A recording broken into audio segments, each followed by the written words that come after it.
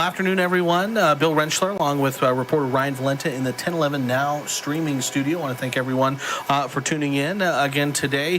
Kind of having a preview of a pretty neat story that Ryan's doing today. Again, that's one of the things that we're able to do with this new 1011 streaming studio is kind of, we don't have to wait till the newscast starts at 4, 5, 6, or 10 or whatever time it might be to kind of bring you some interesting video and tell you some interesting stories. And today, Ryan, you have one of those stories. Can you kind of tell us a little bit about what you're talking about today? Yeah, so this morning was at Bryan Life Point down in South Lincoln. We're highlighting Bryan's long extensive history of rehabbing cardiac patients. So after you get a cardiac episode done, you go rehab there. And February is American Heart Month. Yeah, so it's a great time to highlight it. And like I said, Bryan's been doing this since the 70s. They have a lot of experience doing it, and one of the premier places in Lincoln to do it. So.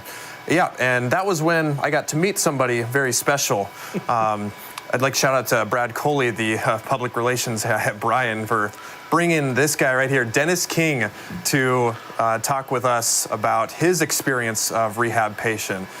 King, now 75, was experiencing cardiac episodes around his 73rd and 74th birthday, and basically, they said like he was a heart attack waiting to happen. So, and here he is skydiving. So he's had a long 2 years, long 2-year journey, but he's a miles comparison of better for where he is now. So, so I mean, bypass plus a pacemaker.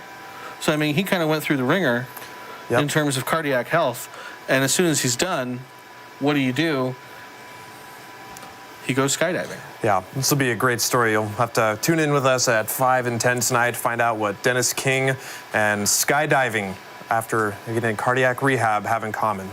So, I mean, just a what-if game. I didn't tell him I was going to ask him this.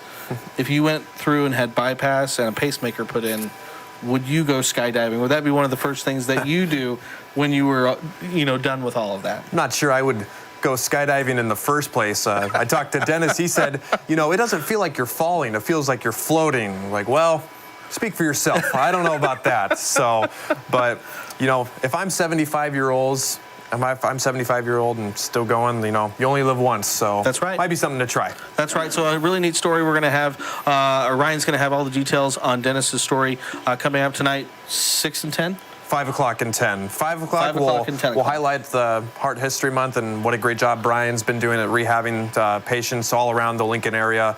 And then 10 o'clock, we'll get to find out just how cool Dennis is. Absolutely. And if you miss it, again, we'll obviously have the full video and everything posted on 1011now.com as well as our 1011 news apps.